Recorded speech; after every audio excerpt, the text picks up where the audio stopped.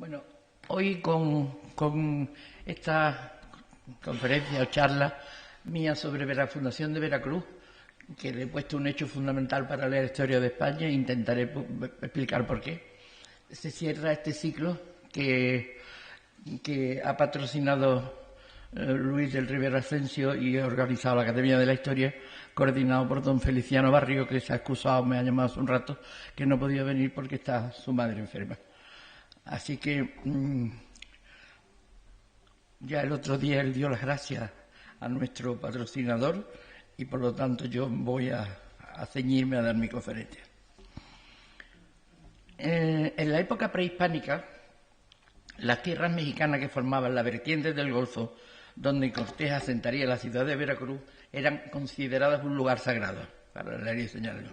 Según una antigua leyenda maya, habían llegado los primeros hombres de Oriente y había desaparecido el dios Quetzalcóatl. Un día desapareció para internarse en el mar, al que siempre esperaban. Eso les hizo creer que esos hombres, aquellos hombres blancos y barbados, como la leyenda describía al dios Quetzalcóatl, eran también dioses. Pero además esas tierras eran fértiles, con un clima húmedo y llenas de productos tropicales, a la que acudían cada año caravanas de comerciantes que las unían con el altiplano. Una tierra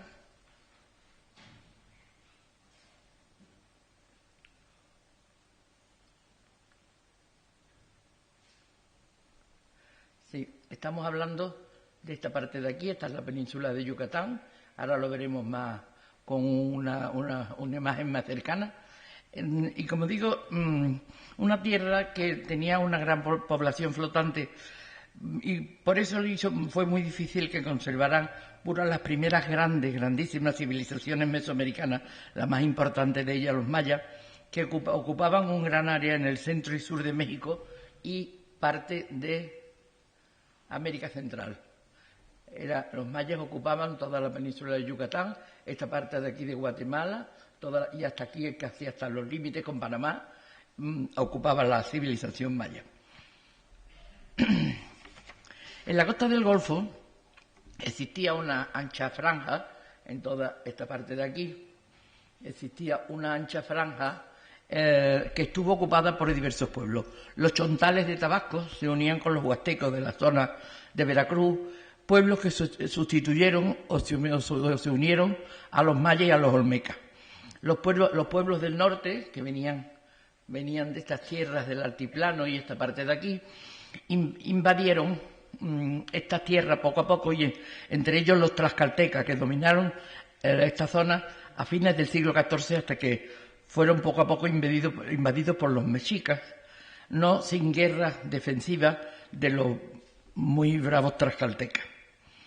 Esa era, en general, de forma muy general, la situación de estas tierras a la llegada de Cortés y sus hombres, que debieron quedar deslumbrados ante las fértiles tierras que veían ocupadas por civilizaciones evolucionadas que nada tenían que ver con los indios antillanos.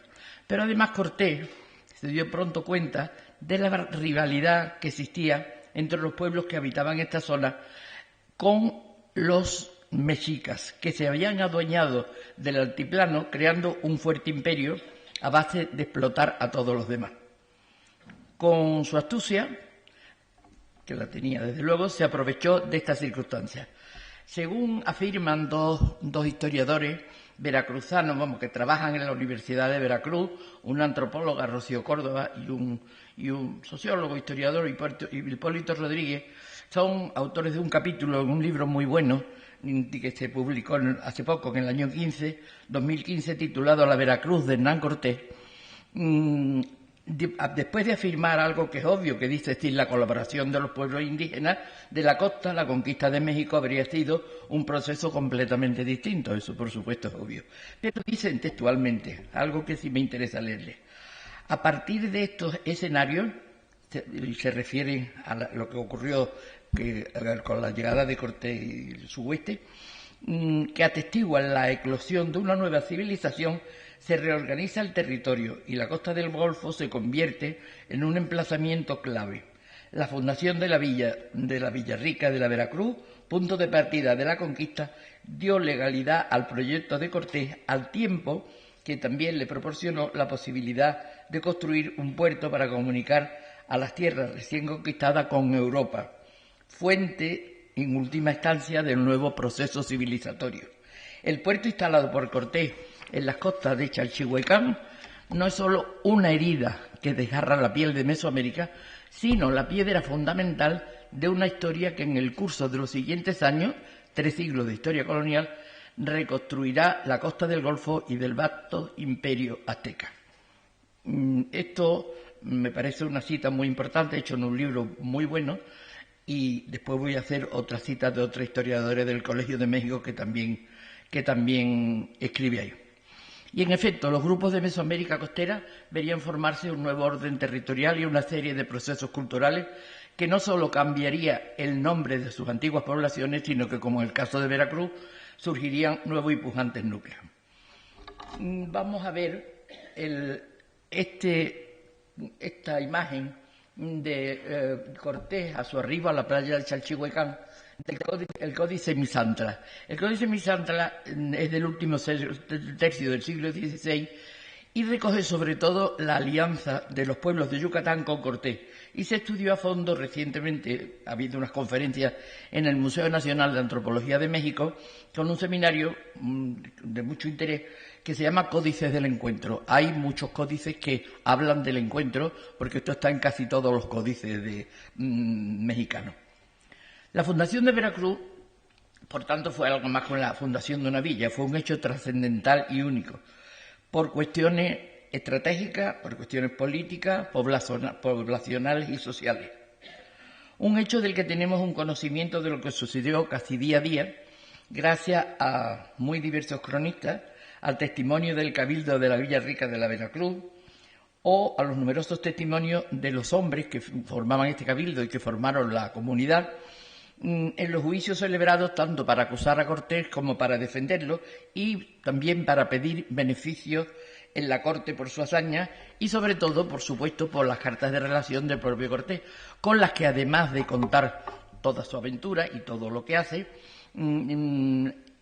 se fabrica, y además, bueno, se refleja en ella su personalidad, él se fabrica su propio mito de héroe.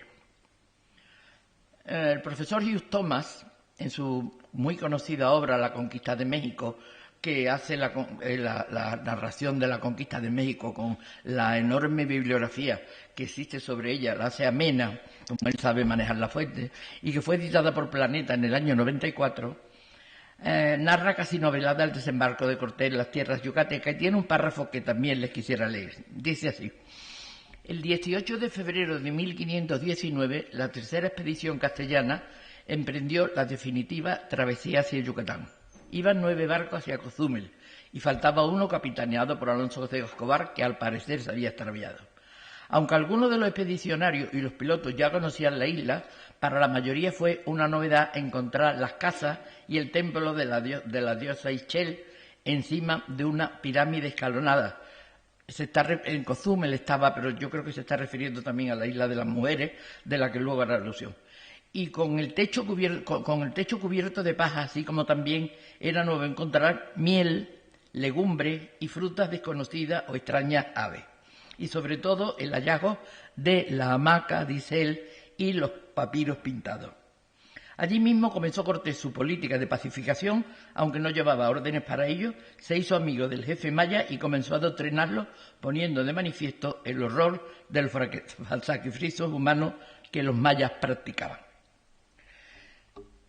De hasta aquí la cita de Thomas, y aunque me consta que el gran hispanista maneja, como he dicho hace un momento, las fuentes con mucha naturalidad y soltura, pienso que a los españoles más que la miel, las frutas desconocidas o la hamaca o los papiros, lo que de verdad pudo fascinarles fue el bellísimo y frondoso paisaje de la tierra de los mayas, la enorme cantidad de indios que podrían servirle de ayuda y sobre todo el oro labrado. Y en gramos que los mensajeros de Moctezuma le ofrecieron como presente para que se fueran de sus tierras. Por tanto, según pienso, estos atributos, es decir, los hombres y el oro sobre todo, y la fertilidad, fue el principal aliciente que le hizo a Cortés reflexionar más profundamente, aunque ya lo tenía pensado, sobre la posibilidad de poblar y conquistar tal como era su intención cuando partió con la expedición de la isla de Cuba. Allí mismo comenzó su labor de adoctrinamiento de los indios, tal como le había indicado Velázquez en sus instrucciones, pero tengo que decir que creo que fue lo único que hizo caso de las instrucciones de su jefe. Aunque no voy a entrar, como es natural, en la personalidad de Cortés, sobre la que se han volcado ríos de tinta, y además no es la intención ni el objeto de esta charla, sí quisiera resaltar su afán de adoctrinamiento que le lleva a imponer la cruz y a adoctrinar a las poblaciones a las que llegaba. Y no solo eso, sino que se empeñaba en destruir los ídolos y los dioses de unos pueblos a los que pretendía atraerse, para sustituirlos por otros cristianos, sobre todo la cruz y la figura de la Virgen. Solán Alberlo, que es una destacada historiadora mexicana, que miembro del Colegio de México y dedicada sobre todo a la historia de las mentalidades, afirma que en las primeras décadas del siglo XVI los hombres no desligaban lo religioso de lo político, lo social o lo militar, y por tanto concluye que intentar separar estas ideas de la mentalidad de Cortés impide entender su personalidad, sus metas o explicar sus acciones. Y añade que resulta anacrónico e inoperante querer distinguir entre lo religioso y lo táctico o militar, y que de hecho para Cortés y sus contemporáneos el servicio del rey, representado en la conquista de tierras y de vasallos, y el servicio a Dios, que representaba la conquista espiritual, eran una misma cosa. Pienso que esto dicho por una mexicana de la solvencia de la autora que he citado tiene bastante peso e importancia y es digno de tenerse en cuenta para los años venideros, que tendremos que estudiar ya la penetración de Cortés en México. Lo cierto es que Cortés, cuando vio la posibilidad de actuar por sí mismo, se deshizo de su jefe natural, Velázquez, intentando hacerlo todo de forma legal gracias a sus conocimientos sobre las leyes españolas y a sus servicios en Cuba como secretario del Ayuntamiento de Santiago de Cuba, y actualmente y también estuvo actuando como secretario en la fundación de varias de las ciudades de la isla. Tales conocimientos le llevó a convencer a muchos de sus hombres a que se constituyeran en cabildo y a fundar una ciudad sin que aún estuviera todavía el terreno determinado y, por tanto, sin que esa villa existiera territorialmente. Con este acto cambió la misión del comercio o rescate de la expedición, como le había ordenado Velázquez. Velázquez quería que fueran, le llamaban rescate a buscar indios, si había guerra, indios para llevar esclavos o comercio.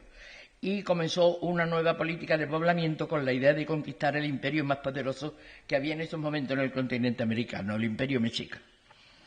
Y a la par, y esto me parece muy importante, ofrecía a Carlos I, al que cuando le llegaron las noticias de que Cortés había entrado en Tenochtitlan, había sido ya elegido emperador del Sacro Imperio Romano Germánico con el título de Carlos V, como digo, le ofrecía la posibilidad de ser a la par emperador del más allá o del Purs Ultra, un lema que el emperador adoptó en su escudo. Algo a lo que el mismo Cortés le espoleaba al emperador cuando le prometía ser el monarca del mundo, pues, en sus cartas de relación, pues la travesía de los barcos serían hechas en aguas de soberanía española en su integridad. Dos hombres plenamente renacentistas habían entendido en sus necesidades de gloria. Pero Bernal del Castillo, el cronista más conocido en estos momentos y más valorado en la época actual de la conquista de México, que escribe su historia verdadera de la conquista de Nueva España muchos años después de que los hechos que narra, cuando ya era un hombre muy mayor, explica así el porqué de esta resolución de Cortés.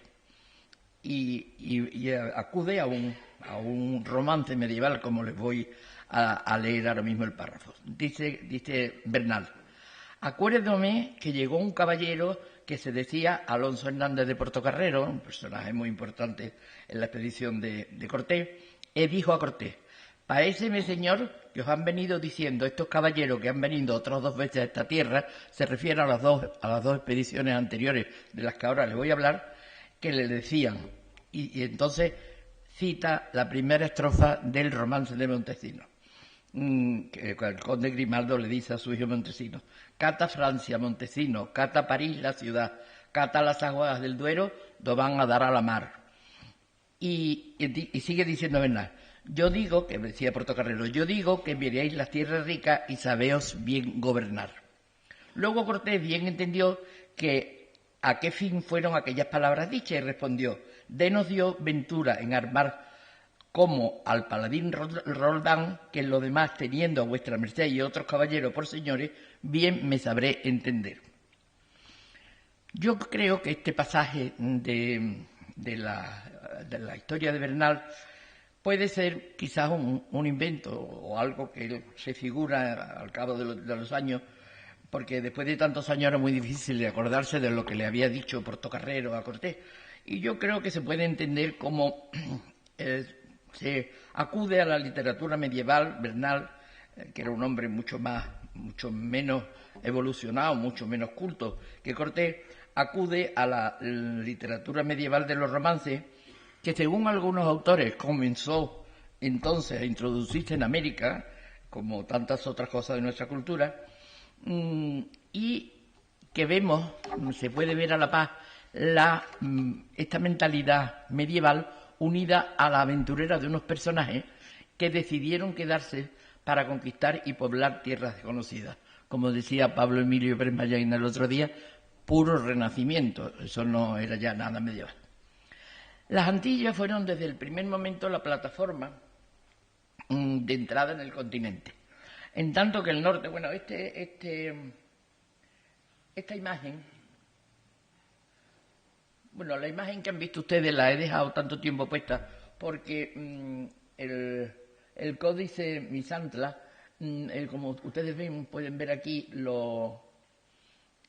aquí está Cortés con su nave y con su adarga y con su lanza, y los indios, cada uno con una lengua distinta, y habla un poco de la unión de los pueblos que ayudaron a Cortés. Es un tema muy interesante, que todo el códice tiene muchas estampas de este tipo. Vamos para ver las Antillas, el mapa que presenta. Aquí, como digo, las Antillas fueron desde el primer momento la plataforma de entrada en el continente. Aquí ven ustedes que había llegado, bueno, no están los viajes colombinos, pero en fin, eso ya se sabe, se había descubierto la isla de Santo Domingo, la isla de Cuba, la Jamaica, y se había descubierto la Florida, y desde Cuba y desde Jamaica empezaron a venir muchos al continente, que eso había sido en el 1500, pero tengan ustedes presente que después voy a hablar de este vector naranja que ven ustedes aquí, que voy a explicar luego lo que es, pero aquí está bien descrita la expedición, la primera expedición que se hace desde las Antillas a la península de Yucatán, de Francisco Hernández de Córdoba, que es el vector azul que ustedes ven aquí, y después en la expedición de Juan de Grijalva. Aquí está la isla Cozumel, que voy ahora a mencionarla, y por aquí está Tabasco, donde llegó después Grijalva. Bueno, como digo, las Antillas fueron la plataforma de entrada al continente, tanto del norte como del sur, y su papel después de 1519 ese papel lo tendría también Panamá, camino hacia el Perú y Veracruz hacia México. Viajaban noticias continuamente a las Antillas de expediciones de rescate que habían ido al continente, de unas tierras que podían ser otras islas, una parte de China o un continente, no lo sabían bien, pero en las que sabían o intuían que había muchos hombres y mucho oro. Así lo pensaba Velázquez, que después de haber conquistado la isla de Cuba y haber sido nombrado adelantado por los Colón y gobernador, decidió mandar una expedición. La primera de la expedición es lo que ustedes ven ahí, el vector azul que ustedes ven,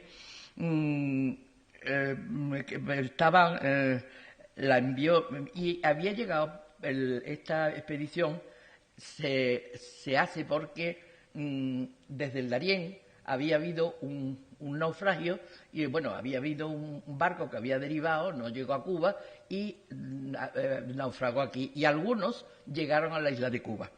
Y entonces dieron noticias de que había unos indios más evolucionados, de que había mucho oro y todo. Entonces Velázquez mandó a Francisco Hernández de Córdoba, que era un rico comandero cubano. Esta expedición fue un desastre económico y su capitán murió poco después de volver a Cuba. Pero, sin embargo, tiene importancia, mucho más importancia de la que se le ha dado por varias cosas. Primero, porque fue el primero que descubrió Yucatán, y donde primero tocaron fue en una isla cerca de aquí, que está en una isla cerca de, que está por aquí, que encima de la de Cozumel, o por aquí, que le llamaron Isla de las Mujeres, porque estaba consagrada a la diosa Ixchel, y que parece que es la que se refiere en el párrafo que Tomás, en el párrafo que he leído anteriormente, aunque él la pone en Cozumel, que también podía estar en Cozumel, o Cozumel. Diosa maya era la diosa Ixchel, era la diosa maya de la luna, el amor y la fertilidad, y recibía ofrendas con figuras femeninas. A su vuelta se supo por primera vez en la Antilla la existencia en aquellas costas cercanas de culturas avanzadas, con casas de cal y canto y una compleja organización social. En esa primera expedición iba ya como piloto, un piloto muy avezado, Antón de Alamino, y iba también Bernal Díaz, ya en esa expedición, de Francisco Hernández de Córdoba, que él dice en su historia, se declara como promotor de la expedición junto con otros 100 españoles que decían tener necesidad de ocupar sus personas porque desde que hacía 3 años que habían llegado a Cuba no habían hecho nada que fuera de contar, y ellos querían contar hazañas de lo que estaban haciendo.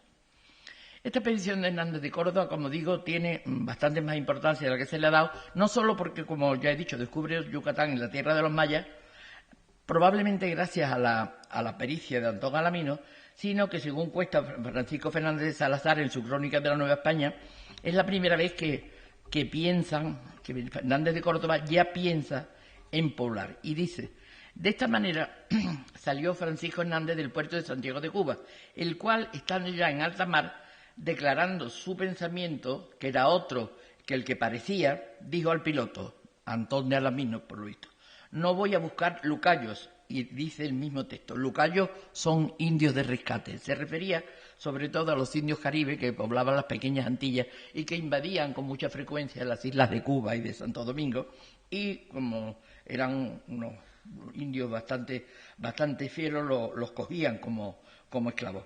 No voy a buscar lucayos, sino en demanda de alguna buena isla para poblarla y ser gobernador de ella, porque si la descubrimos, soy cierto, ansí por mi servicio como por el favor que tengo en la corte con mis deudos, el rey me hará merced de la gobernación de ella. Por eso, buscarla con cuidado, le dice al piloto, que yo os gratificaré muy bien y os haré en todo ventaja de todos los demás de nuestra compañía.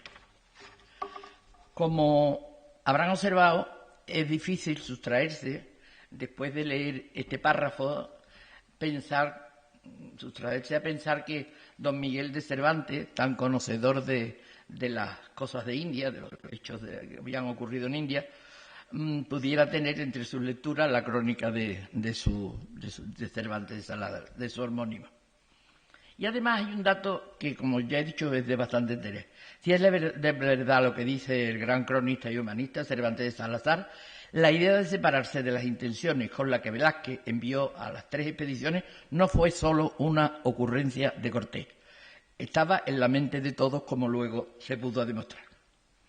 Para comandar la segunda expedición, Velázquez envía a Juan de Grijalva, esta vez con instrucciones más concretas. En la línea roja que ustedes ven ahí, llega primero a la isla de Cozumel, después de dar la vuelta a la península de Yucatán, llega hasta Tabasco, aquí hay un río que se llama Grijalva que le pone su nombre, y después sigue hasta muy arriba de las tierras mayas.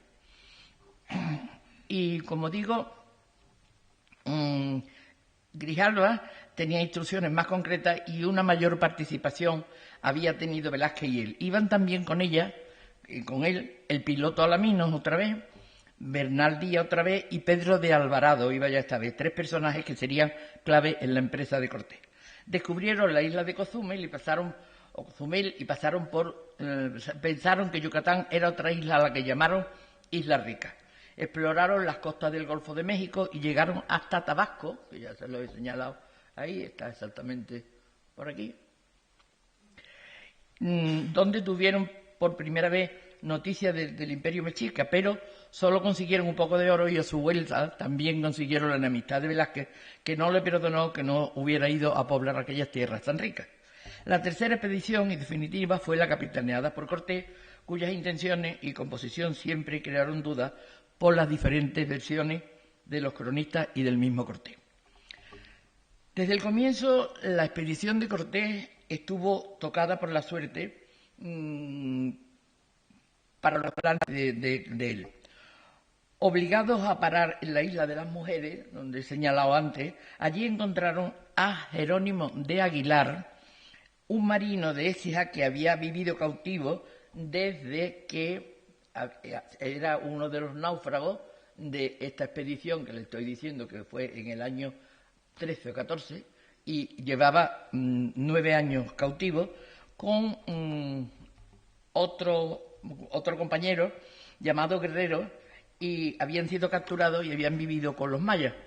La vida de estos 2 hombres es una auténtica novela, la que ahora no me voy a detener a contar, pero sí diré que mientras que Aguilar se unió a los expedicionarios españoles y les sirvió de informante e intérprete, Guerrero, que había formado una familia maya y se había integrado con ellos, no solo no quiso unirse a sus compatriotas, sino que en un momento determinado luchó contra ellos a favor de su nuevo pueblo.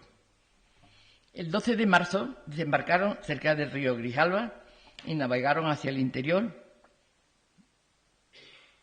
que está por aquí, como lo he dicho, hacia el interior a la ciudad de Potonchán, de la que se apoderaron después de una batalla.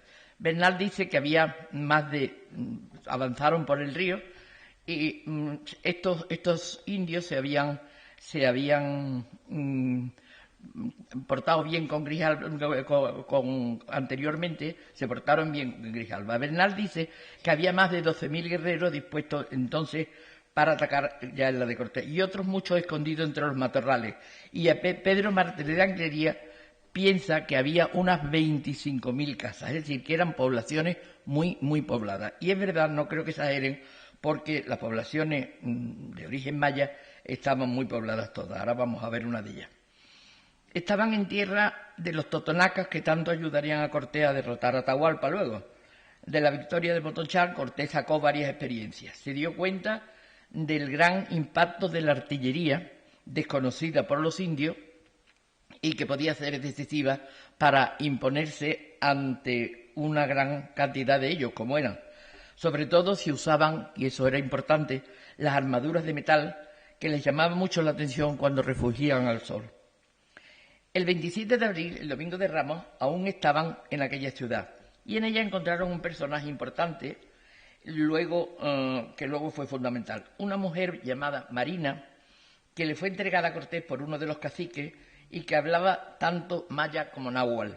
Desde ese momento se convirtió en la sombra y amante e intérprete de Cortés y personaje fundamental hacia la entrada a Tenochtitlan. Su nombre original era Malinali y es conocida y aparece en todos los documentos como la Malinche o Doña Marina. El Jueves Santo de 1519, las embarcaciones de la Santa Campaña o Compaña, como nombre irónico con el que las casas llamaba la expedición de Cortés, creo que lo dije el otro día, llegaban a San Juan de Ulúa, una isla que estaba por esta misma altura frente a lo que luego a las playas de Chalchihuacán, que fue donde llegaron, una isla de la tierra yucateca, cerca de la ciudad totonaca de Chalchihuacán, donde está ahora el puerto de Veracruz. Luego lo veremos. Allí se pusieron en contacto con los primeros emisarios, más bien yo creo que eran recaudadores del Montezuma, y llegaron los primeros intercambios de oro y utensilios, y Cortés se presentó como emisario del rey de España. levantaron en los arenales varias casas de paja y se dieron cuenta de la abundante mano de obra que podían aprovechar. Allí también se resucitó la leyenda en la mente de los mexicas, según la cual los blancos eran dioses o señores que venían a rescatar las tierras que ellos mismos habían usurpado a otros y las señales que los hicieron confundirlos con el dios Quetzalcóatl. Allí tuvieron ocasión de presenciar numerosos sacrificios humanos que intentaron impedir y a los que temían, además por las consecuencias que podía tener para ellos, y también volvió a plantearse el dilema de si quedarse solo en las operaciones de rescate y volver a Cuba, algo que, como he dicho antes, nunca estuvo en la mente de Cortés, o avanzar hacia el interior para poblar. Y ahora vamos a ver unas imágenes. Aquí tienen ustedes unas imágenes de los códices. Podía haber traído muchas porque los códices son muy ricos en imágenes muy expresivas, pero tienen ustedes la llegada de los españoles a las playas del Chalchihuecán en 1519, que es del Códice Durán. El Códice Durán es un códice novohispano realizado en la segunda mitad del siglo XVI por un dominico, Diego Durán, y se guarda en la Biblioteca Nacional de Madrid, aquí cerca. Y aquí tienen ustedes el desembarco de Cortés en los arenales del Chalchihuecán, otra forma distinta de concebirlo, pero es también del Códice Florentino, que es el códice, se encuentra en la Biblioteca Medicea Lauretana de Florencia y forma parte de la historia general de las cosas de la Nueva España de Fray Bernardino de Sahagún, y fue escrito en español y en náhuatl a partir de 1540 y se terminaría aproximadamente, se tardó 25 o 30 años en hacerlo. Los partidarios de volver, bueno, y aquí tienen ustedes esta estampa preciosa también del Códice Durán, donde está Doña Marina con Cortés y el indio este que está aquí, que será probablemente Aguilar porque es también un lengua, y Doña Marina, que hablaba, como he dicho, náhuatl y maya, que fue su intérprete durante todo el tiempo, y las naves de Cortés y Cortés. Los partidarios de volver a Cuba, es decir, los partidarios de Velázquez, tenían sobradas razones para ello. Los fines del viaje estaban cumplidos. Habían llegado a Yucatán, habían liberado a uno de los secuestrados, habían tenido contacto con los indios y habían reunido más oros que ninguna otra de las dos expediciones. Pero los partidarios de Cortés también tenían la suya. Querían fundar una colonia y querían sacar rendimiento a una tierra que ofrecía muchas más posibilidades que las que hasta ahora habían ofrecido las Islas Antillanas. Y ahí comienza la estrategia diplomática de Cortés, haciendo primero como si dudara, como si vacilara, y engañando a unos y a otros mientras buscaba un lugar donde fundar la ciudad. En este momento comienza una estéril y confusa discusión sobre las fechas de la fundación de la ciudad por la variedad de informaciones que nos llegan de cronistas de épocas distintas y autores presenciales de los acontecimientos o personajes que escribieron por referencia. Entre los primeros, es decir, entre los que fueron coetáneos y estuvieron y vieron los hechos, está, por supuesto, Bernal Díaz del Castillo, Andrés de Tapia, Francisco de Aguilar o Bernardino Vázquez de Tapia. Entre los segundos, entre los que eran coetáneos pero que no vieron los hechos, sino que hablaban por referencia, están Las Casas, Inés de Sepúlveda, Oviedo o Herrera. Y después, entre los otros posteriores que escribieron ya a principios del virreinato, pero que contaron con documentación oficial, están Zorita o Cervantes de Salazar, entre otros. Y claro, como he dicho antes, importantísimo, las cartas de relación de Hernán Cortés. Volvemos a lo que el trabajo que se está haciendo en Veracruz, es natural, este año hace 500 años de la fundación, y lo más claro que he encontrado al respecto de esta confusión de fecha que nos podemos hacer, se encuentra en un esquemático y muy bien ilustrado y lujoso folleto que editó el Ayuntamiento de Veracruz con la colaboración del Archivo de Indias el pasado año, precisamente con el deseo de determinar estas confusiones de fecha de los acontecimientos que ocurrieron desde que Cortés desembarcó en los arenales de Chalchihuacán y que yo más esquemáticamente he hecho unos cuadros con ese librito que me he encontrado, con el deseo de que a la par que yo voy hablando puedan ustedes leer los hechos más importantes de la operación trascendental que tuvo lugar en aquellas tierras en apenas 2 meses. como digo, van a ir apareciendo una serie de cuadros que se pueden ir leyendo. Abril del 19, el día 21, Jueves Santo, llegada a San Juan de Ulúa, el día 22, Viernes Santo, desembarco en los arenales de Chalchihuaycán, donde se instala un campamento, el 24, Domingo de Pascua, misa oficiada por Fray Bartolomé de Olmedo, y a ella existen asombrados los primeros aztecas emisarios, o como digo yo creo que recaudadores, enviados por Montezuma. Los españoles reciben el primer presente de Montezuma.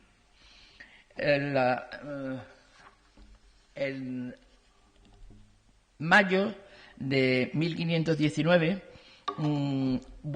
regresan 7 días después los emisarios de Montezuma con un segundo presente de gran valor, estimado en 20.000 ducados, entre los que se incluyen un sol de oro y una luna de plata, y Cortés se les solicita reunirse con Montezuma. Ese sol de oro y la luna de plata y una especie de cráneo de oro también con oro molido, se lo mandaron al rey, al emperador. El día 11, el segundo regreso de los emisarios con exigencia de que se fueran los expedicionarios, y el día 12 envió Cortés 2 embarcaciones al mando de Montejo con el piloto Antón de Alamín otra vez, con el encargo de encontrar un lugar idóneo para establecerse ya definitivamente. Envió estos 2 bergantines para convencer a los que eran partidarios de volver a Cuba. Mientras estaban de viaje, Cortés se puso en movimiento para llevar a cabo lo que algunos autores, muchos autores, consideran como un auténtico golpe de Estado. Yo no creo que fuera un golpe de Estado, porque verdaderamente él se hizo lo contrario de lo que tenía mandado, pero bueno, verdaderamente desobedeció a su jefe, pero bueno, así lo dicen algunos autores, aunque lo entrecomillan. En mayo, el día 22 de mayo, es requerido Cortés por sus seguidores ante el escribano Francisco Hernández, y accedió a lo que le pedían y nombró cabildo para que tomaran posesión de toda aquella tierra, con los demás por descubrir en nombre de don Carlos, rey de Castilla. Cortés entonces nombró alcalde. Bueno, coinciden todos los cronistas, y el día 24 al 31 el regreso de los navíos con reconocer la costa. Efectivamente, como digo, Cortés convocó una asamblea y explicó a los que estaban dispuestos a poblar los terrenos mexicas. Entre ellos estaban los Alvarados, que lo siguieron siempre, Portocarrero, Sandoval, Alonso de Ávila, Juan de Escalante o Francisco de Lugo. Son unos hombres muy conocidos de la hueste de Cortés y desde luego socialmente más elevados que él mismo, que como lo que deseaba era servir al rey, le dice Cervantes, dejaría de comerciar con oro, aunque dice él, aunque yo no recupere lo que ha gastado en la flota, y acordó con ellos fundar una ciudad que llamaría Villarrica de la Veracruz, por ser tierra rica y porque así recordarían que habían llegado el Viernes Santo. La población estaría compuesta por todos los expedicionarios, todos serían vecinos del nuevo municipio con derecho a votar. Sabía bien lo que hacía Cortés, porque sus conocimientos, como ya he dicho, en Derecho y su actuación como secretario en Cuba le hicieron poder demostrar que, en ausencia de una autoridad constituida, la autoridad revertiría en la comunidad, que a su vez podía elegir legalmente a sus propios representantes. Y así ocurrió. Varios de los presentes han dejado documentado que se hizo la votación. Juan Ginés de Sepúlveda, historiador oficial de Carlos V, dice en su historia que se llevó a cabo una asamblea, es decir, que es verdad que votaron todos. Se nombraron los nuevos regidores, la gran mayoría extremeños y amigos de Cortés, los cuales, una vez investidos de sus cargos, pidieron a Cortés que les mostrara las instrucciones que había recibido de Velázquez, y en ese momento decidieron que la misión que llevaba Cortés había llegado a su fin y que, por tanto, no tenía ninguna autoridad en ese momento Cortés. En vista de lo cual, Cortés hace una renuncia formal de todos sus cargos y fue elegido por los regidores justicia mayor de la Villa Rica y capitán de las Armadas Reales hasta que el rey decidiera otra cosa. Cortés siempre se amparó en la argucia legal que había montado y siempre sostuvo que él no comenzó a poblar hasta que el nuevo regimiento le autorizó a hacerlo. Y sus enemigos, como es natural, siempre le acusaron de haber estado actuando ilegalmente. Cortés siguió utilizando sus conocimientos de derecho y adujo que las leyes medievales españolas, resumidas en las 7 partidas de Alfonso X, afirmaban que el pueblo podía formar un ayuntamiento de todos los hombres comunalmente. En ese momento se estimó que los hombres de la expedición constituían la comunidad. Es verdad que la ciudad aún no existía, pero pronto se reconstruiría y se impartiría en ella justicia, con lo que sería la primera sociedad formal de América del Norte. A esta treta legal de Cortés, Pedro Martín de Aglería lo llama sutilmente artificio. Es decir, que hace creer una cosa por otra, es decir, un engaño, pero con, si ustedes ven la definición de artificio, pero con ingenio. Después ya vuelvo a poner en junio, en la primera quincena de junio, pueden ustedes leer ahí lo que empieza a ocurrir. Las fechas son discordantes entre los cronistas. Renuncia de Cortés, como ya he explicado, de sus cargos, entrega sus instrucciones al cabildo, eso yo lo he dicho, y enseguida el Senado y el pueblo elegidos para la colonia fundar y para la ciudad. Esto es una cita de Hernández en su libro de Antiquatius Nobel Hispaniae, que Hernández era un cronista y un médico y un hombre de ciencia impresionante que estuvo lo mandó con una misión científica Felipe II a las Indias en 1570. Pues él dice que enseguida el Senado y el pueblo elegido para la colonia fundar y para la ciudad para edificar, en nombre del César, pusieron a Cortés a la cabeza de todo el ejército y se dirigieron después por tierra. Y se dirigieron después por tierra y agua al lugar designado para las murallas, que distaban 40 millas. En esta versión coinciden todos los cronistas. Viene después, en junio, a fines de la primera semana, el camino hacia el puerto habitado por Montejo. Empieza, que era Quiahuiztlán, que era un pueblo totonaco, y tiene lugar una estancia en Sempoala. Ahora lo voy a explicar todo eso, mientras ustedes van leyendo, porque no quiero leer lo que está puesto ahí, sino un poco explicar lo que ocurrió.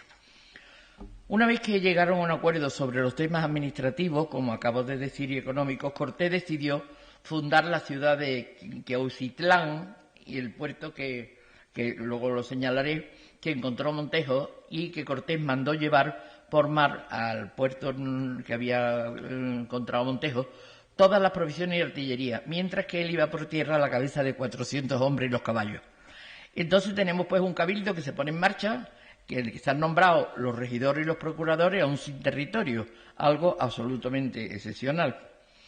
Aunque estaban a unos 60 kilómetros del lugar y el viaje se podía haber hecho en pocos días, la demora fue mayor porque entraron en la ciudad de Sempoala, capital de los totonacas, cuyo señor, al que llamaron el jefe de Gordo, era enemigo de Moctezuma, y Cortés inició con él su política y su diplomacia.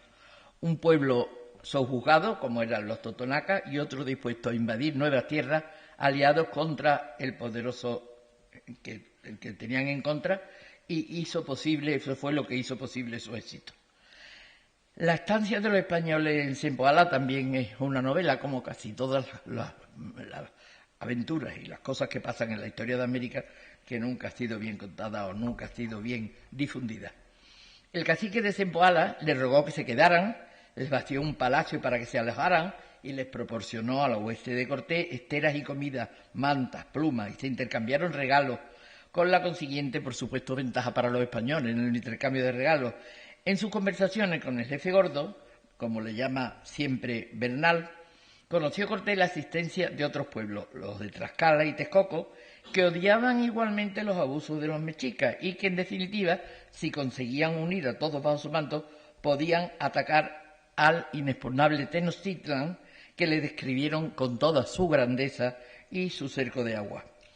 Allí en Sempoala pudieron ver un centro ceremonial. Ahí tienen ustedes una pirámide de Sempoala, que como ustedes ven era un pueblo, era un poblado enorme. Esa pirámide que impresiona y se parece bastante a las pirámides de Chichén Itzá, que son las de Uxmal, Chichén Itzá, son las pirámides mayas más importantes que hay en Yucatán. Y esta de Sempoala se debieron quedar completamente atónitos los españoles cuando vieron una pirámide y un monumento de este tipo.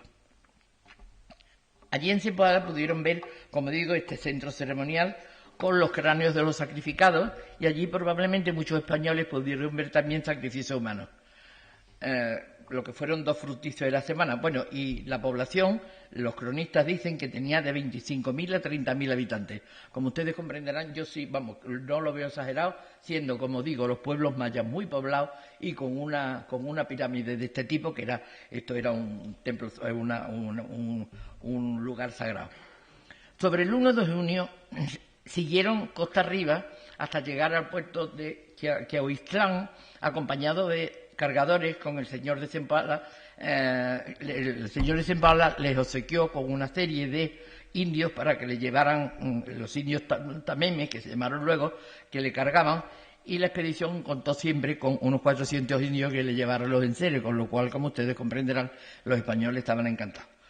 Cuando llegaron, aún no estaban los barcos y se alojaron en una pequeña aldea totonaca y tuvieron un encuentro interesante otra vez con los recaudadores de Montezuma, con los que Cortés empleó otra vez sus artificios, y también allí sería donde Cortés se decidió ya de una vez atacar el corazón del Imperio Mexica.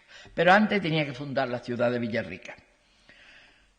Fue formalmente fundada, según la cronología del texto que estoy siguiendo, y muchos de los cronistas no concretan el día, en la primera quincena de junio. Aquí tienen ustedes clarísimamente dónde desembarcó Cortés en abril de junio de 1500. Aquí esta es la isla de San Juan de Ulúa, aquí en estas playas desembarcaron. Y tuvieron que andar todo esto, sin pasar antes por el pueblo de los totonacas, y aquí está Quiahuiztlán, que fue donde se estableció la primera vez Villarrica de la Veracruz.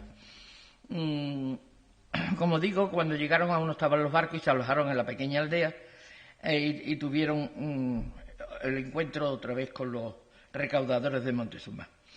Fue formalmente fundada, como digo, en la primera quincena, pero Hugh Thomas afirma en su libro, da razones, que fue el 28 de junio de 1519. Yo no sé si tiene datos suficientes como para probarlo, pero sí sé que puede ser una fecha, al ser la fecha incierta, él ha cogido esa fecha porque ese día, el 28 de junio de ese año, fue el mismo día que Carlos I fue elegido emperador del Sacro Imperio Romano Germánico. También es difícil determinar el lugar exacto en que fue fundada esta primera villa, pero lo que sí coinciden todos, casi todos los cronistas, entre ellos Bernal, es que Cortés hizo el trazo de la plaza, ayuntamientos, cuarteles, mataderos y almacenes. Cuando llegaron los nuevos emisarios de Montezuma, se asombraron de que los españoles hubieran querido quedarse. Nuevos manejos diplomáticos y Cortés, con el aviso del señor de Sempoala, se enteró que había una guarnición de mexicas a 30 kilómetros que iban a atacarlo. Entonces Cortés se dirigió hacia allí con sus capitanes, con 16 caballos, con un cuerpo de totonacas, y venció a los indios. Entregó los prisioneros a mexicas, a los totonacas, y Cortés volvió a Villarrica. Estoy hablando que Cortés desde aquí entró aproximadamente por esta zona, y volvió a Villarrica con sus hombres después de haberle hecho prometer que no matarían a los cautivos. Según algunos cronistas, en Sempoala eligieron una iglesia cristiana que dejaron en manos de un español anciano y cojo que se llamaba Juan de Torres, fue nombrado el ermitaño para que lo vigilara. Y es curiosísimo esto, a 4 sacerdotes totonacas a los que se les ordenó que se cortaran los cabellos para poder cuidar el altar y que tuvieran limpio el altar. Verdaderamente es un hecho asombroso, un altar cristiano cuidado por 4 sacerdotes totonacas que ni siquiera habían sido bautizados. Cuando llegaron a Villarrica, había llegado la carabela que Cortés se le había perdido, y llegaron con la noticia de que a Velázquez lo habían nombrado adelantado de Yucatán. Entonces Cortés, al saber estas noticias, se da cuenta que tiene que enviar emisarios a España para fijar su posición, y piensa que Portocarrero y Montejo, más que como emisarios de él, irían como regidores de Villarrica y contarían lo que allí había pasado. Se dirigen al rey varias cartas, una una del regimiento, que es la que normalmente se tiene como la primera carta de relación de Hernán Cortés, pero que es del regimiento que probablemente estuvo redactada por Cortés, otro de los vecinos de la villa firmada por todos los que habían actuado con Cortés y otra del propio Cortés. Y además se llevan unas instrucciones, que es un documento lúcido con 37 puntos, probablemente redactado también por Cortés y que se encuentra en el Archivo General de Indias. Y ahí se da también la relación de todos los que llevaban. Habían reunido para que se lo llevara al emperador cantidad de oro y piedra, objetos de algodón y de pluma, en una plaza que probablemente sería terriza, con casas de madera y una iglesia que también sería de madera. Y la larga lista de los artículos que está unida a estas instrucciones es abrumadora. La rebelión de los partidarios de Velázquez, que querían volver a Cuba, ocurrió también en aquellos días, y los cabecillas fueron ahorcados, como es natural en ese momento. Entonces fue cuando Cortés decide acabar con los barcos, para que no pudiera volver a ocurrir que quisieran volver a Cuba. Y mandó a 9 capitanes de las embarcaciones que estaban con él allí en Villarrica, subir a ellos y romperlo contra la costa para poder aprovechar todo lo que allí había en los bergantines. Se jugaba mucho, pero él y sus amigos explicaban que aquel acto siempre con gran elocuencia. El abogado que lo representó en una probanza de 1529 lo veía, y lo decía así, como un servicio a Dios, el más grande después de la creación de Roma. Es decir, el hecho de haberse deshecho de los barcos era el servicio más grande a Dios, el más grande después de la creación de Roma. Todos los testigos escribieron que se habían encallado los barcos, no que se había prendido fuego, como ustedes saben que se dice, que Cortés quemó los barcos. Y parece que puede ser que la obra de Cervantes de Salazar, que es el primero que dice que los barcos fueron quemados, pudo ser una equivocación de leer donde se empleaba la palabra quebrado, leído por quemador. Portocarrero y Montejo partieron para España el 16 o el 16, unos dicen el 16 y otros el 26, y Cortés, antes de salir para Tenochtitlan, dejó como gobernador de Villarrica a Juan de Escalante con 150 hombres, 2 caballos y 2 arcabuceros. Su misión era defender la villa en caso de alguna incursión de Velázquez, porque los indios que lo rodeaban eran amigos y se comprometieron a proporcionarle suministro. Hacia el 8 de agosto de 1519, Cortés y su santa campaña emprendieron el viaje a Tenochtitlan. Y aquí termina, y yo también estoy terminando, la fundación de Villarrica de la Veracruz, pero la historia de Veracruz siguió y sigue siendo tan interesante siempre como su fundación. Fue un momento clave para la historia de España y América, que no pueden ir separadas ninguna de las dos. Ambas cambiaron para siempre. Cortés, al fundar Veracruz, dio una vuelta total a la función de los españoles en América, que, como bien señaló muy bien el profesor Feliciano Barrio en la primera conferencia de este ciclo, ejecutó la idea de la corona, sobre todo a partir de este momento, que no fue crear solo colonias o factorías, sino poblar con las mismas leyes que se aplicaban en España, que luego para América se multiplicaron para proteger a los indios y para adaptarse al nuevo territorio con el magnífico corpus legal que forman las leyes de India. Y eso fue exactamente lo que hizo Cortés, el poblar y legalizar todo lo que hizo.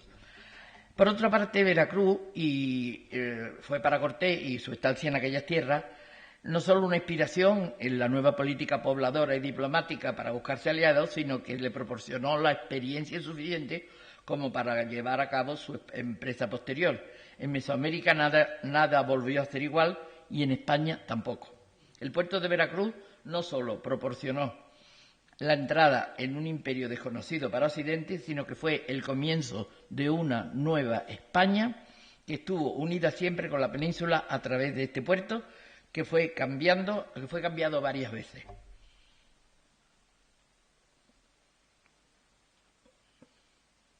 Bueno, este es el estado, esto es lo que después ha sido formado el estado de Veracruz y fue creciendo y ahora es un estado Bueno, y aquí tienen ustedes como hay 3 fundaciones. La primera en el 19 fue de las playas de donde desembarcaron a Queocitlán. Después se bajó un poco y se formó en la antigua, y el traslado definitivo fue en 1600 en el mismo sitio donde habían desembarcado Cortés con sus hombres, frente a San Juan de Ulúa. Es un enclave magnífico porque su cabildo siempre estuvo vivo y diligente a pasar de los siglos, a pesar de sus privilegios, y eso se puede ver en una cantidad enorme de cartas que hay en el archivo de India y que están publicadas hace ya tiempo. Está situada, el enclave total actual de Veracruz, a 90 kilómetros de Jalapa, donde se celebraban importantes ferias de los productos que llegaban a Veracruz desde España y desde Europa, y a mitad de camino de Tenochtitlan, y sigue siendo el puerto más importante de la República Mexicana.